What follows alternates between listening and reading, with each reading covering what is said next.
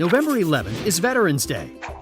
Americans honor veterans, people who have served or currently serve in the U.S. military. What makes November 11th special? On the 11th hour of the 11th day of the 11th month in 1918, the battles of World War I ended. The Allied countries and Germany called a truce, also known as an armistice, and November 11th became known as Armistice Day.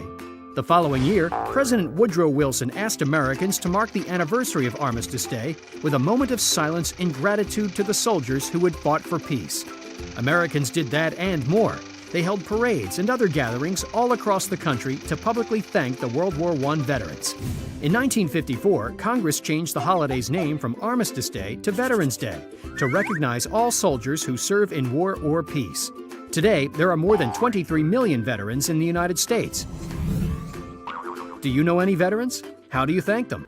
Welcome to this Homeschool Pop video where we're looking at Veterans Day facts for kids and anyone else who would love to celebrate this incredible holiday. Veterans Day is an amazing holiday, and there's a special thing that you can do, and we're going to tell you about at the end of this video. But we're really glad you're here because Veterans Day, as we said, is an amazing holiday. So, what is a veteran? If we know what a veteran is, then we can know what this holiday is all about. Do you know what a veteran is? Well, a veteran is anyone who has served in the military. So, anyone who has served in the military is a veteran. The military, also known as the Armed Forces, has 5 branches, or parts. There are 5 branches of the military. Do you know what they are? You're about to find out, and everyone's going to be like, oh my goodness, he knows or she knows all of the branches of the military. That is so cool. Okay, so here are the 5 branches of the military. The Marine Corps, the Army, the Navy, the Air Force, and the Coast Guard. Remember, anyone who has served any of the branches of the military is a veteran. So if you are speaking with a veteran, someone who has served in the armed forces, you can ask them, which branch did you serve in? They would probably love to share that with you, and you can learn some new things about that branch of the military. Together, all 5 branches of the military defend our freedom. How amazing is that? The military defends our freedom on land, in the sea, in the air, and even in cyberspace. While you're eating, while you're sleeping, while you're watching Homeschool Pop videos, the 5 branches of the military are defending your freedom all around the world. And what's amazing is Veterans Day is a holiday that honors all of those who have served in the military, past and present. Now, something interesting about Veterans Day. Veterans Day is always on November 11th, and there's a very good reason for that. But no matter what day of the week it is, Veterans Day is always on November 11th. November 11th is an important day because on November 11th, 1918, an armistice was signed that ended World War I. Here is a newspaper from that day, and it says, peace. You see, an armistice is an agreement between 2 opposing sides to end a war, and everyone was so glad that World War I was finally over. The holiday began on November 11th, 1919 as Armistice Day. That was the 1-year anniversary of that amazing armistice. Remember, an armistice is an agreement to end a war. It was called Armistice Day until 1954. In 1954, President Dwight Eisenhower renamed the holiday Veterans Day. He wanted the holiday to celebrate all of the veterans from all of the wars and celebrate those who are serving today, veterans past and present.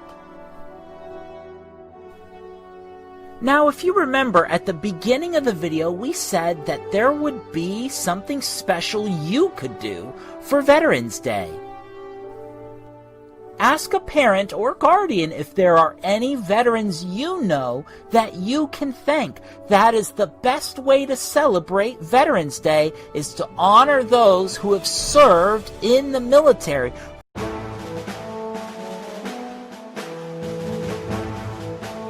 Thank you, veterans.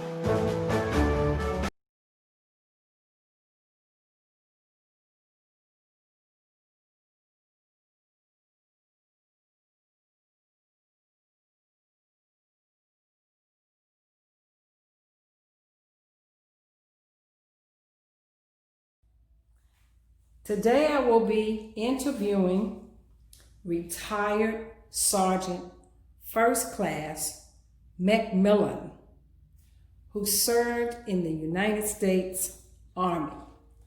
Welcome, Mr. McMillan, to Tracey Lynn Speaks. I am Tracey Lynn. It is an honor and a pleasure to be interviewing you on today.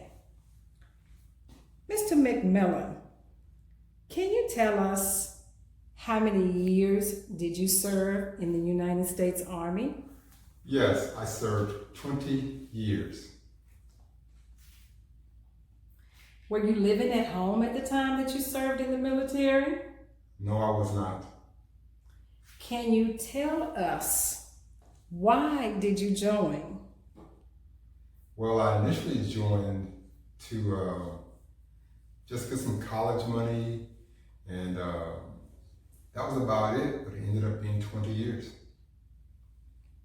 Can you tell us about your boot camp or some of your training experiences? Well, in boot camp, I was at Fort Dix, New Jersey. That training experience was about 6 weeks long. It was something I'd never experienced in my entire life. So for the most part, it was the foundation of my military career. Did you serve in any wars? Yes, I served in one war, and that was Operation Enduring Freedom. And where exactly did you go? I was in the Middle East, so I was in Kuwait, and I went over to Iraq once. Do you remember the day that you arrived and what it was like? The day that I arrived, had mixed emotions. Number one, because of course I was away from home, and I did not know what was going to happen. And so for the most part, it was just an eye-opening experience, because so many things was happening at that point in time when we first arrived. I don't want to go into any details like that, but it was just an experience unlike any other, not knowing what to expect. Can you tell your viewers about one or two of your most memorable experiences?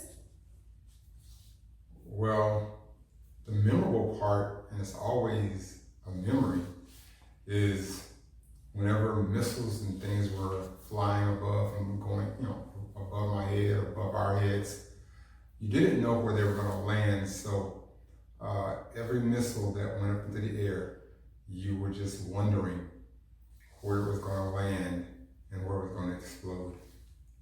Would you like to share another experience?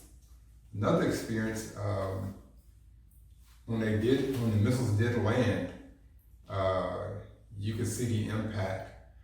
There would be fires, lots of smoke, and you just gotta pay attention to what's happening around you. And so my job really was to ensure that the people that were with me, the soldiers that were with me, that they were safe. So once I realized they were safe, it was all about carrying out our mission from that point forward. Very good, thank you. How did you stay in touch with your family? That was hard, but I was able to make a couple of phone calls throughout the month, and that way everyone knew that I was okay and that we were okay. What was the food like? This is always usually most interesting because I know, of course, I've never served in the military, but I heard about these MREs, meals ready to eat. Can you tell us what was the food like for you? Okay, early on, for the first 30 days, that's about what we ate was MREs. And it was prepackaged food. It was high in, the calorie intake was very high. It was designed to sustain us in between other meals. And so for breakfast, it was MRE, for lunch, it was MRE, and for dinner, it was MRE. And it could be prepackaged chicken, prepackaged hamburger, everything that was prepackaged. So you enjoyed them for the most part because that was a meal. Do you recall or did you do any pranks that you or the others would engage in with your fellow comrades? Well, at that point, everything was serious. So I don't recall any type of pranks that we performed or did, not during that time. Now, away from war and back home and at our base duty stations, the camaraderie was great. Again, I don't remember any pranks. We played a lot of sports. We get together and have cookouts, little get-togethers, playing cards and dominoes, things like that. Okay, thank you. Moving on, do you recall the day that your service ended? Do you recall the day that your service ended with the United States Army? It was January 31st, 2006. That was really 23 days beyond my actual 20-year mark. I did that because I wanted to ensure that I had the 20 years in so that I could officially retire. And so beyond that, I had a retirement ceremony where my mother, father, sisters, and a brother and some relatives attended, and they attended that ceremony. Thank you for sharing that information.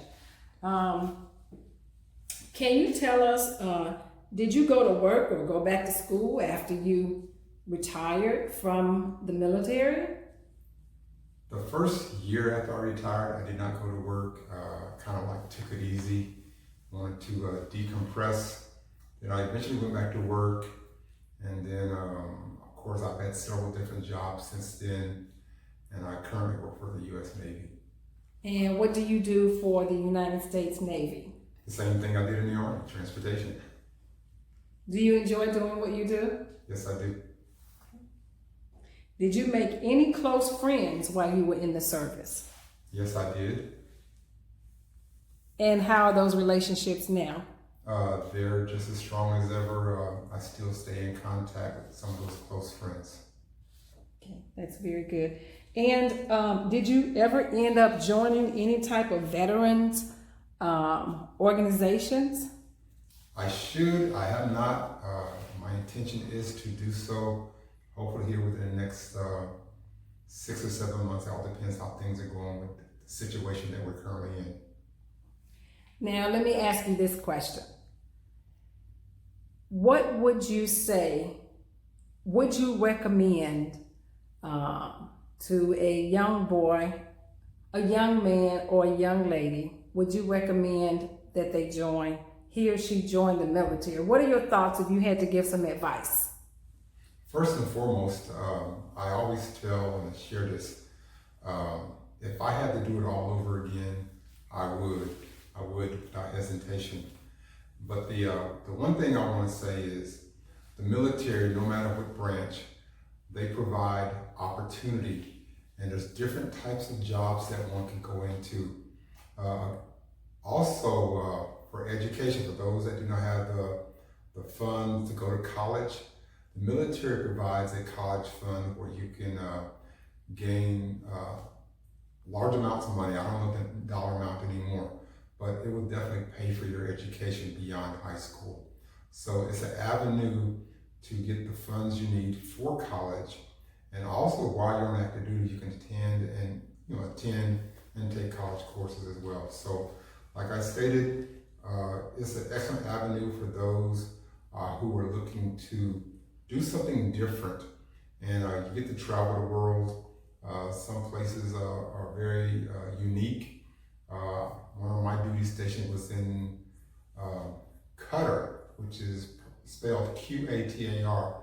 It was a country in the Middle East that I had no idea existed, but it was a very beautiful country. So, like I said, you get to go places that you thought you'd never go. I highly recommend the military. And granted, again, I've never been in the military, but I have been overseas before. One of the places I've gone was Bahrain. Did you ever visit Bahrain? I worked in Bahrain, so it wasn't really a visit. I was there working. Okay. So I've been there several times. Okay, thank you. Tell us what the weather was like in Bahrain, because when I went, it was extremely hot. Well, it depends on what time of the year. So in the winter, you're looking at 75 degrees. In the summer, upwards to 135, 150 degrees. So it all depends what time of the year it is. And so even in the winter months, when you're down to 75 degrees, it feels cold because you've been in 120 degree weather for 6-7 months. So when it does drop down to 75, it feels kind of cold, even though it's not. And I should have asked you this question earlier. Did you keep a personal diary? No, I did not. Any reason why? How did you keep up with your family, friends? Did you write letters other than call? Did you send letters in the mail? What did you do? I mean, I sent a few letters. I wasn't a big letter writer, but I did send cards from time to time. And like I said, made phone calls.